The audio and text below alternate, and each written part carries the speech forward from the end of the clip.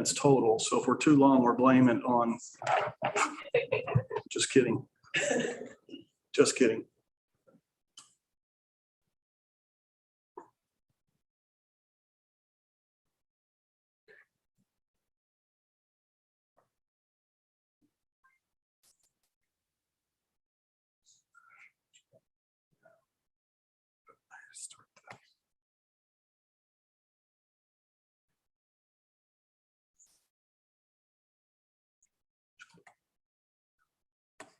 Perfect.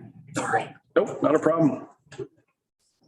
Want those that in their offices to be able to hear this as well. So you can see a student that stays at home is paying for 53% of their education here at NEO.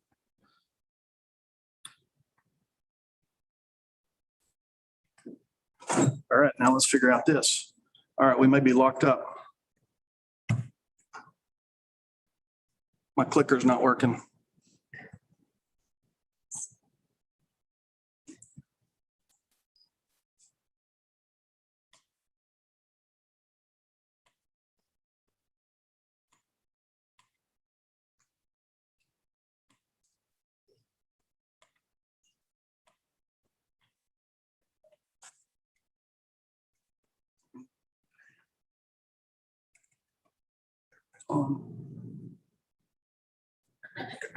Yep. Perfect. All right. So all that to say, 37%, looking back at that original slide, kind of a refresh on the HEERF and CARES Act funding, that's at $9.1 million. And so here's a snapshot as it relates to our actual budget for this current year plus the last two previous years. And so you can see at the bottom line how much it's inflated our bottom line from 24.1 million to 33.5 million. If you took away that 9.1, you're at 24.4, really roughly about a percentage higher than what we had budgeted for the previous year. One of the good slides is what I'd like to say is our cash reserves, $4.2 million. And I reported about $3 million last year. So we've made some significant steps despite a 4-day Arctic freeze that blew our utility bills out the top, and utility being gas and electric. Just to kind of put it in numbers for you real quick, that 4 days cost us $330,000, but yet we still were able to put $4.2 million into our reserves. We're making progress as it relates to our bottom line. So here's a quick snapshot of the last 4 years as it relates to our cash reserves. Again, I know it was very painful this past year, but we had no leeway to be wrong as it relates to navigating this past year. So $4.2 million is the reserves. And so we've made some improvements there. Debt service, I mentioned it just a little bit ago. You can see there's two different percentage points on this current year's budget, and that is to include the CARES Act from a $33 million perspective, and then the far right number is to compare it to the $24 million. And so even at 6.5, we did make some headway. We refinanced some bonds over this past year, and have actually saved as it relates to our debt service going forward. Again, we've got to remain cognizant that we don't have much flexibility. The National Association of Collegiate University and Collegiate Business Officers, which is the national organization for our fiscal officers, the recommendation is never to exceed 7% of your overall operating budget for debt service. Again, I'd say opportunity is still here. It is still here, folks. We have been very fortunate and blessed that we have great people doing great work, and we've got money that's going to help us through these challenging times. We have had some major campus improvements. They may not be major in nature of we built something new or remodeled anything, but we have invested where we believe things are very, very important right now, and that's in the use of technology. What we learned after the pandemic in March of 20 is several students, more than 60% students that we survey did not have a laptop or a device or internet access. And so we've been able to put in over 100 computer stations on campus in our computer labs, brand new ones. We've also heard through our faculty association that there were some concerns as it relates to wireless access in the dorms. Even though that was a part of our strategic plan to improve that over the last 5 years, we got stretched a little bit as it relates to people Zooming in that high flex model. And so we've invested over $300,000 to create wireless internet access points. Matt, correct me, in every room in the residential halls, every room in the residential halls. And then through the generosity of a donor, we've been able to purchase more than 75 laptops to help our faculty, help you navigate as we go through this upcoming semester. In the library, if you haven't been over there, there's a few changes that have taken place. We have moved all of our collections to the second floor, and we are in the process of repurposing the first floor to create our Success Center. And so very excited about that opportunity. We're trying to modernize the library as it relates to collections, but also digital collections. And so more things will be taking place this fall to help us move forward with that. And I will say that that improvement is paid for by our Title III grant, Native American Tribal Non-Serving Institution. And so we're very excited about that. And then lastly, we've got some critical needs. I know we do, but in the residential halls, we've made the decision to close down the second floor of Harrell Hall. We want to try to do some cosmetic updates as it relates to the bathrooms and those rooms. And so we've got to be cognizant that we do have paying customers that live in the dorms and they have a higher expectation of potentially those students that are on scholarships. And so that becomes something that we're going to have to get into this fall, but because of our current enrollments in the dorms, we'll be able to manage that through this fall. And we'll be using that with institutional funding. So the big thing, Higher Education Emergency Relief Fund, let's talk a little bit about that $9.1 million figure. It's institutional funding, and also it's also student funding, and you can see those dollars there. And so I can tell you those funds have been very restrictive in nature. Very restrictive. And so there has been a little bit of leniency that's been provided over the last couple of months. And so we have found some new ways to actually utilize these dollars. And you can see those listed there on the institutional side. And I want to tell you all that I'm very pleased this morning that NEO will cancel, listen very closely, all student account balances for the college for students that have been enrolled during the global pandemic. The cancellation of student account balances is made possible by the Higher Education Emergency Relief Fund. This means students enrolled on or after March the 13th, the declaration of the global pandemic, and students that were enrolled for spring of 20, summer of 20, fall of 20, spring of 21, and still have account balances, they will be cleared in the coming days.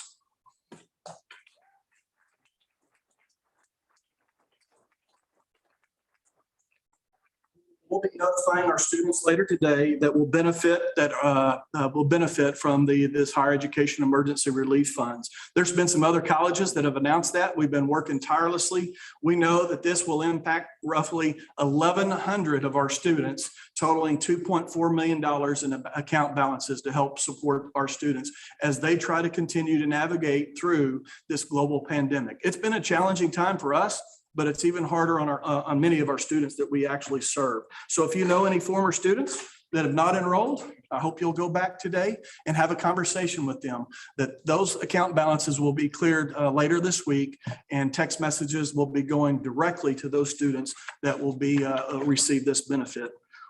We're very excited about that, very excited about it. And it's the right thing that we've got to do. Again, the summer of 21 semester is not included at this time. We're going to continue to watch that and see. But if you recall, we lifted the account, the finance hold for all of us students to try to move forward. But I understand that there's some students that just don't want to see that account balance and that deficit get any larger. So use this opportunity to help us close that enrollment gap over the next couple of days. New guidance also allows us to calculate lost revenue. And so we'll be looking at that as it relates to our years prior to the pandemic, and then where we are as it relates to this past year and this current year that we're actually in, which is one of the major reasons that we felt comfortable about building a flat budget this year, knowing that that restriction was no longer in place and that we could utilize lost revenue. I'd also say that we have started a vaccination incentive and for our students. And I'll be sending out an email to those students. I think we've communicated with them prior to their arrival here, but on Friday, I'll be sending an email to our students trying to encourage them to take advantage of the vaccination opportunities on this campus. Again, September the 7th is when we will actually have the first clinic on campus. But if you know of students that want to get their vaccination, send them to Student Health Services, and I guarantee you, Jennifer can farm them out to where we need to do, where they need to go to get the vaccines.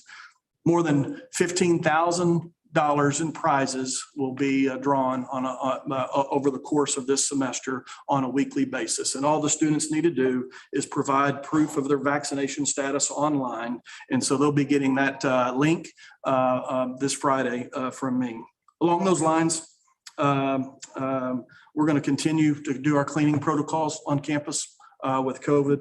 And for the student funding side of things, we got $3.3 million that need to go strictly to students. And so I would say that we've already given away over $1.8 million in stimulus funds to our students over the last year through the CARES Act and HEERF funding, but we still have $3 million. And so we have been communicating with students over the last several weeks that if you're enrolled at NEO this fall and maintain full-time enrollment status, you could get at least $1,000. And so students will have the opportunity to apply that to your account, but they have to opt into that. Otherwise, we'll be having to disperse that to those students. If you're enrolled full-time and you qualify for Pell, you're Pell eligible, then it's $1,200. And there's a scale actually on our webpage that allows students, neo.edu/cares. neo.edu/cares that provides that. That means all students will get some type of stimulus funding this fall, and we plan to deploy about $1.5 million for our students this fall. That includes concurrent students, that includes international students. Are considered full-time at 9 hours, not 12. Will that be taken into consideration for our students? We'll have a conversation about it. Thank you for bringing that up.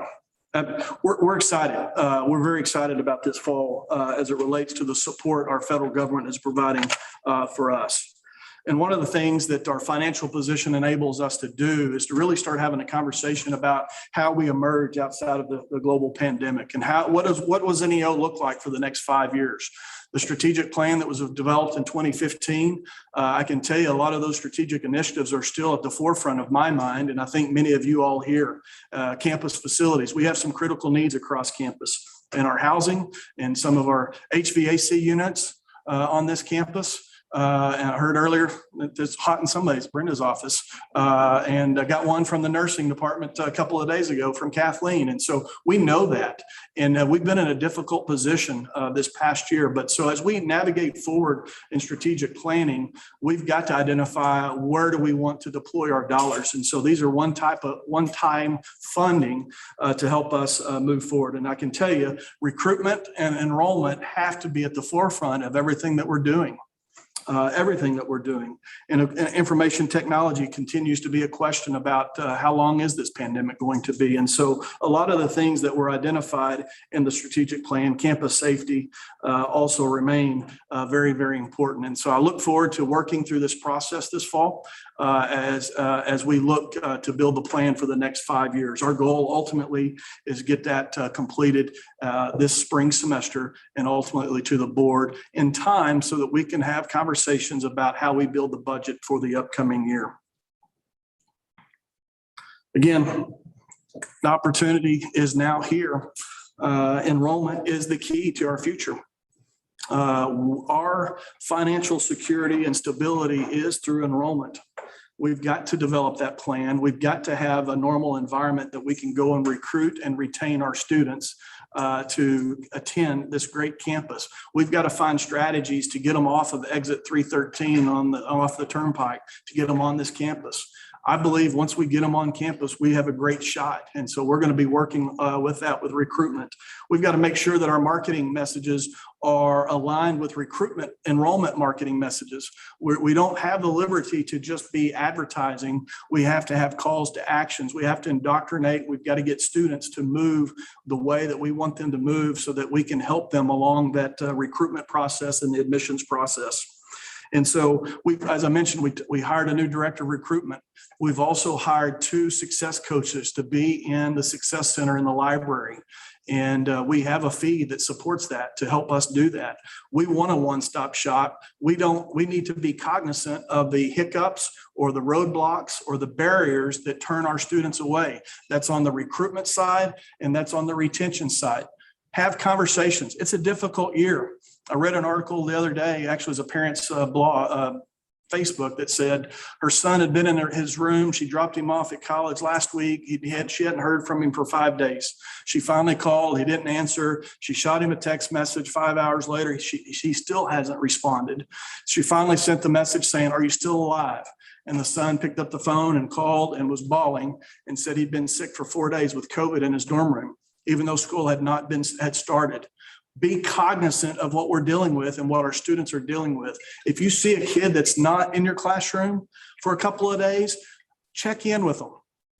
We have to help them navigate as we go forward. In addition to the success coaches, those 2 success coaches, we have received donations from some of our Native American partners. The Intertribal System Council has helped us do this along with a couple other tribes. We're hiring a 3rd success coach that's going to work in the American Center for Excellence, Indian Center for Excellence. We cannot thank our partners that believe in what we're doing is purposeful. And so we're very excited about that. And again, be reminded that recruitment and retention is not one person's job. It's all of our jobs. As we go about each and every day. It's that interaction at the business office front door as it is in the financial aid office. And so all the way into the classroom. Yes, it's going to be another challenging year. It is. We can do it. You did it. We can do it again. I know that you want nothing but the best for your students. And our students that are here this fall have chosen us, and we're going to deliver. Our opportunity is now here. Row North Road.